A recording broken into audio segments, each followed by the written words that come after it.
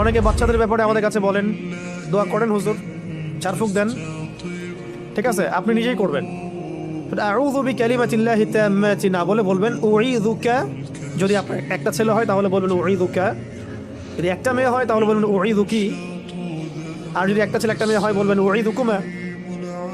আর যদি অনেকগুলো বাচ্চাকে একসাথে ঝাড়ফুঁক করতে চান বলবেন উঈযুকুম। চারটা ক্ষেত্র বললাম, ঠিক আছে। একটা ছেলে হলে কি বলবেন উঈযুকা বিকালিমাতিল্লাহি তাম্মাতি মিন শাররি মা খালাক, দিয়ে ফু দিয়ে দিবেন। একটা মেয়ে আছে আপনার, একজন মেয়ে আসছে, বলবেন উঈযুকি বিকালিমাতিল্লাহি তাম্মাতি মিন শাররি মা খালাক। একটা ছেলে একটা মেয়ে বসে আছে আপনার, বলুন উঈযুকুমা বিকালিমাতিল্লাহি তাম্মাতি মিন শাররি মা খালাক, ফু দিয়ে দিবেন। ইমাম হাসান এবং হুসাইন রাদিয়াল্লাহু আনহুমা তারা নবী সাল্লাল্লাহু আলাইহি ওয়াসাল্লামের কাছে আসতেন, খেলাধুলা করতেন, ঘাড়ে উঠতেন, পায়ে বসতেন, কোলে বসতেন, তিনি আদর করে বলতেন উঈযুকুমা বিকালিমাতিল্লাহি তাম্মাতি মিন শাররি মা খালাক, ফু দিয়ে দিতেন।